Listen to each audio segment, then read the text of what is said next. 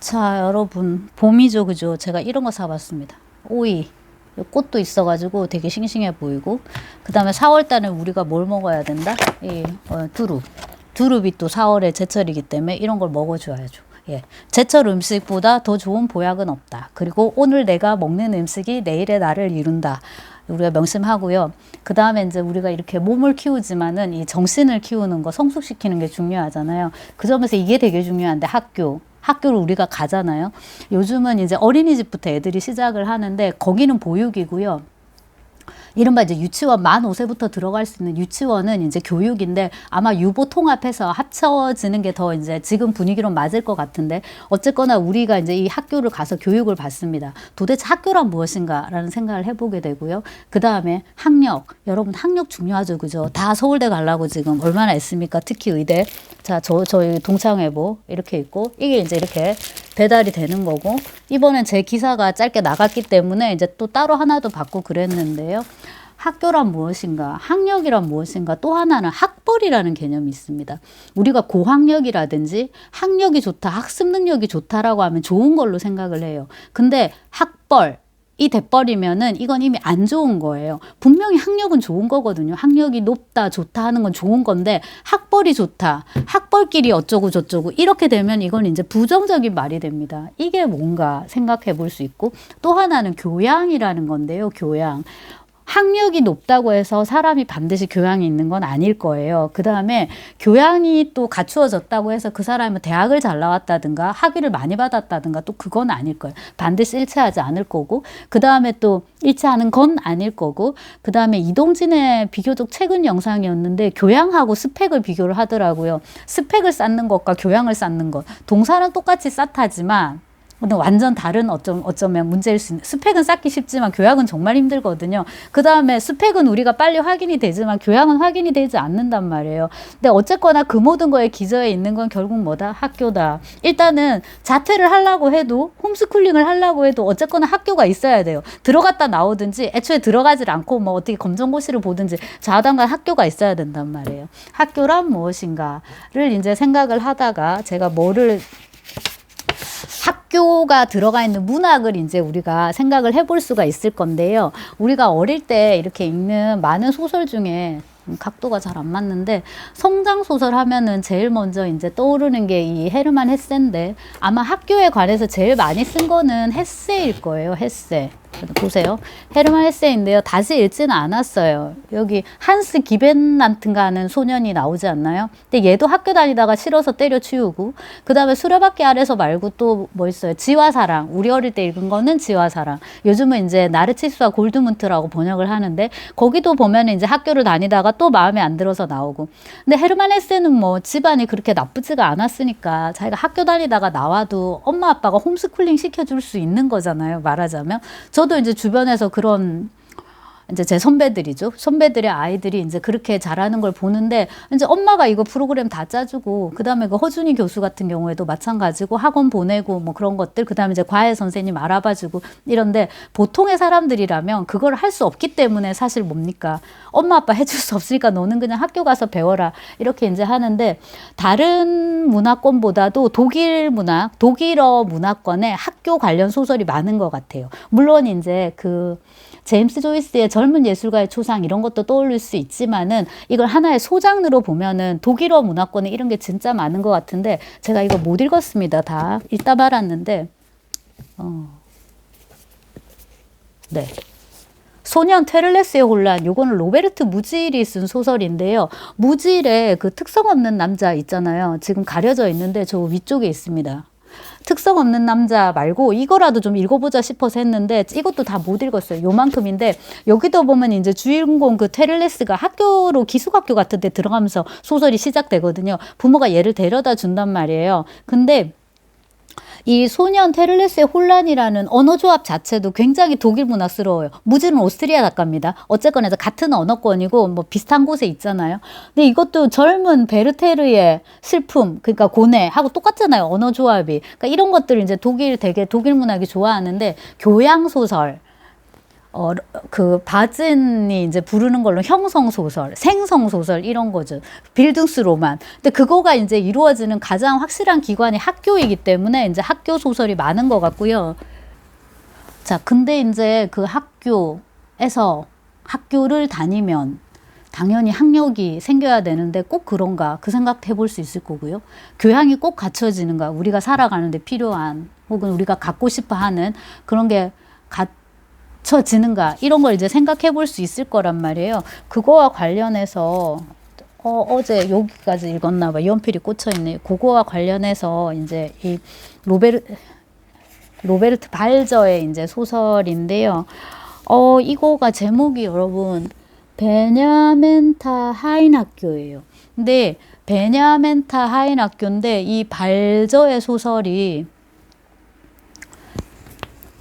제가 저걸 왜 샀냐면요. 베냐멘타 하인 학교. 제목이 너무 낯설어가지고 발저의 그 세상의 끝인가 이몽배 선생님 번역하신 그 에세이집이 너무 마음에 들어가지고 이제 발저를 좀 검색을 해보니까 소설을 쓴 게 있더라고요. 그래갖고 일단 이거를 샀는데 읽지 않고 이제 처박아 뒀었는데 문자 그대로 처박아 뒀는데 갑자기 학교란 무엇인가 혹은 학교란 무엇이어야 하는가라는 물음이 떠올라가지고 발저 소설이 생각났어요. 그래서 다시 꺼내보니까 제목이 베냐멘타 하인 학교인 거예요.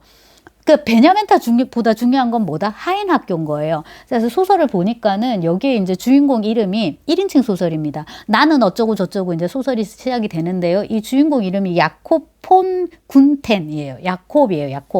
야콥이 이 베냐멘타 학교를 다니는데요. 학교 이름이 베냐멘타인 거는요. 학교장이 베냐멘타여서 그래요. 그리고 그 딸인지 뭔지가 또 이제 선생님이고 이렇고요. 그 다음에 이제 많은 학원물이 그러하듯이 얘도 마찬가지고 나르치스와 골드문트 뭐 데미안도 마찬가지잖아요. 에미 싱클레어 데미안 이렇게 해서 이제 친구들이 많이 나와요. 그 친구들은 다 학우들이고 서로 이러저러한 이제 갈등 관계 이제 이런 걸 형성하게 될 텐데요.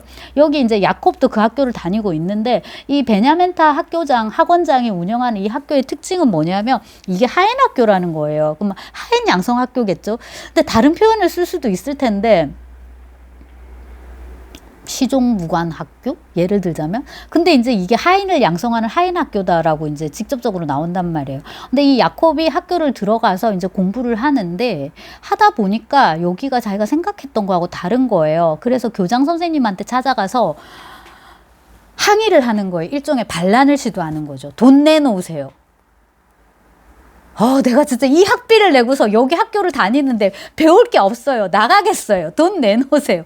해요. 그랬더니 교장 선생님이 반환이 안 된다고. 돈 못 주니까 넌 그냥 학교 다니라고. 그래서 자기의 그 웅장한 뭡니까 한 거가 결국에는 의미 없이 돼버렸다. 이제 이렇게 얘기가 나온단 말이에요. 그러고 이제 이 하인 학교에 대해서 이제 얘기를 하는데 제가 지금 초반밖에 안 읽어가지고 스토리를 여러분한테 얘기해 드릴 수는 없고요. 저는 발저가 되게 잘 맞나 봐요. 발저가 완전 마음에 드는데요. 여기 초반인데 35쪽에 친구에 대해서 얘기를 하는데요. 크라우스라는 친구예요. 크라우스는 힘에 부치는 중노동을 해야만 했고 그래서 나중엔 몸져 누웠다. 그는 하인이 되고 싶어 한다. 주인을 제대로 섬기는 하인이 되고 싶어 한다. 그는 하인이 되기 위해 필요한 모든 선량한 특성들을 마치 타고난 것 같다. 그는 아주 훌륭한 하인이 될 것이다. 그는 순종과 친절을 요구하는 작업에 아주 잘 어울리는 외모를 가지고 있으니 말이다. 아니 그뿐만이 아니다. 이 친구의 영혼과 본성, 인품 전체가 또한 가장 긍정적인 의미에서 하인다운 그 뭔가를 지니고 있다. 섬긴다는 것, 느낌표. 섬긴다는 것, 느낌표. 나는 크라우스가 점잖은 주인을 맡게 되기만을 바랄 뿐이다. 완벽한 시중을 받는 것을 좋아하지도 원하지도 않으며 진정으로 섬김을 받는다는 것이 뭔지도 이해하지 못하는 신사들이나 주인들, 즉 윗사람들도 있다. 크라우스에겐 격이 있다. 하인이 될 인물인데 하인으로서의 격이 있다라는 거예요. 누가 뭐래도 그는 백작에게나 걸맞다. 다시 말하면 그는 아주 고귀한 주인에게나 어울리는 하인이다라고. 통상의 경우 하인이라면 선택권이 여러분 있지도 않잖아요. 근데 이 발저는 확실히 정신세계가 일반적이지 않은 사람인 거예요. 그러니까 이게 그 주인과 노예의 변증법 우리가 이렇게 떠올려 볼 수 있는데요. 주인과 노예의 변증법 여기서 이제 하인이죠. 노예 혹은 하인이 어떤 식으로 자기 삶의 주인이 되고 노예 혹은 하인이 어떤 식으로 스스로 주인을 고를 수 있는 지위에까지 올라갈 수 있는지를 우리가 생각해 볼 수 있고요. 이게 우리가 전체적으로 이제 우리가 상식적으로 생각하는 주인과 하인 혹은 노예의 변증법과 다르잖아요. 그렇기 때문에 여기서 뭐가 발생한다? 저는 굉장히 웃기고 이게 되게 유머러스하다고 이제 생각이 되고요. 발저가 취저인 거죠, 취저. 근데 비슷하게 학교 얘기를 다루고 있는데 말씀드린 이 무질은 정말 너무나도 읽기가 힘들었거든요. 지루하고 따분하고 너무 진지하고. 하지만 이제 비슷한 얘기를 하는 것 같은데 발저는 굉장히 희극적으로 얘기를 하고요. 한편으로 생각해보면 발저가 이제 그럴 처지에 있지 않았잖아요. 왜냐하면 일단 아팠고요. 그 정신질환이 너무 심해져가지고 이제 나중에는 누이 동생인지 누나인지가 이제 넌 병원에 가라 안 되겠다 그냥 병원에서 살아라 라고 했는데 그 정황이 사실 되게 비극적이고 우리가 함부로 이렇게 농담거리로 삼을 수 있는 그런 정황이 아닌 거잖아요. 한마디로 이 오이 같고 한마디로 이런 이제 두릅 같은 지금 두릅 같은 그런 상황이란 말이에요. 근데 그 모든 것으로부터 어떤 거리를 유지하면서 그것을 문학적으로 승화시키는 어떤 또 다른 로베르토 발저가 있어요. 그게 굉장히 마음에 들고요. 이 소설에서 이제 그거를 보다 더 이제 객관화시켜서 서사화시켜서 써보는 거죠. 뭔 말이냐면 에세이에서도 발저는 그런 식의 거리두기를 되게 잘했던 것 같아요. 위트 있고 유머러스하고 한편으로는 부조리하고 이제 그런 걸 되게 잘 썼는데 하물며 이건 이제 소설이니까 더 재밌게 써주지 않을까 하는 이제 기대를 갖게 하는 거죠. 자, 그 다음에 이제 이거를 우리의 삶 속으로 가져와 보면 우리가 사실 대부분 다 주인이자 노예의 삶을 살고 있는 거잖아요. 왜냐하면은 우리의 이런 노동력을 제공을 하고 이제 그걸로 이렇게 돈을 받는 거니까. 그러면 개인 사업을 하면 어떤가? 사업도 사실은 마찬가지잖아요. 그 돈을 벌기 위해서 내가 지금 제공하는 이런 여러 가지 재화라든지 서비스라든지 이런 거를 소비자한테 계속 호소를 해가지고 그 사람들 돈을 끌고 와야 되는 거잖아요. 한편으로는 우리 모두가 다 노예이자 하인과 같은 삶을 사는데 그러면서 이제 동시에 우리가 우리의 주인을 고를 수 있으려면 어떻게 해야 되는가. 그 점에서 이제 여러분 이 빌어먹을 이제 그 학력이라는 건데요. 이 간판이라는 건데 우리가 이 서울대 지금 제가 편의상 서울대인데 뭐 연세대 고려대 혹은 뭐 부산대 뭐 다 좋습니다. 어디 이제 전문대 이런 것도 다 좋고요. 우리가 원하는 어떤 대학이 있잖아요. 이렇게 들어가서 우리가 이제 이런 그 학력을 얻기 위해서 굉장히 노력을 하는데 그 졸업장을 따기 위해서요. 결과적으로 궁극적으로 그것이 이제 어떠해야 됩니까? 우리의 삶을 보다 더 이제 행복하게 만들어야 되는데 제가 50년 살았는데 50평생 처음으로 서울대가 부끄럽다. 저는 개인적으로 원체 이제 그 개천의 용이기 때문에 이제 내세울 수 있는 최고의 그 타이틀은 내가 서울대 나왔다라는 거고, 그 다음에 이제 공부를 쭉 해가지고 박사학위까지 받았다는 거, 그 다음에 제가 포기하지 않잖아요. 이 강의 하나를 얻기 위해서, 그래도 그 서울대 강사라는 그 명찰을 달기 위해서 계속 이제 제 딴에는 이제 노력을 하는지는 모르겠지만 아무튼 노력하고 있는데 어떻게 이렇게 서울대에 씩이나 나와가지고 다들 그 좋은 머리를 가지고 그 좋은 학력이죠. 아까 말씀드린 그 학벌이 아닌 학력. 학력이라는 게 나쁘게 작용할 때 이게 학벌이 된단 말이에요. 그 좋은 학력을 가지고서요. 다들. 그 다음 얼마나 다들 성실해요. 부지런하고 그것을 가지고서 저렇게 못된 짓을 하고 있고 저렇게 어리석은 짓을 하고 있는지 요즘 굉장히 이제 참담할 때가 많았는데 제가 지금 이게 찍고 있는 게 목요일 오후입니다. 지금 2시 40분인데요. 목요일 오후 2시 40분인데 내일 금요일 11시에 좀 이제 유의미한 결과가 나오기를 바라고요. 제발 이 오이 같은 오이보다 두릅보다 못한 일이 지금 되면 안 되겠죠. 자, 그래서 학교란 정말 무엇이어야 하는가? 학교란 무엇인가? 무엇이어야 하는가? 이건 이제 제가 엄마로서 또한 이제 고민하는 대목이기도 하고요.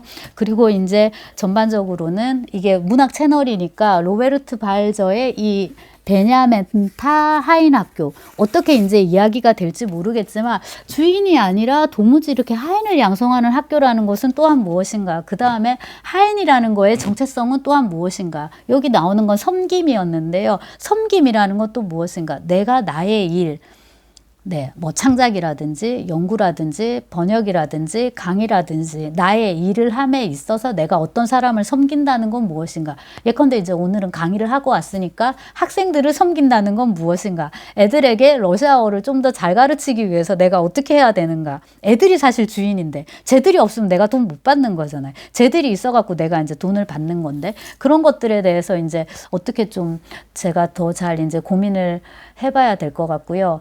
네, 소설도 이제 추천을 하고 다 읽게 되면 다 읽고 또 할 말이 더 있으면은 이제 이것도 좀 더 이제 찍도록 하겠습니다.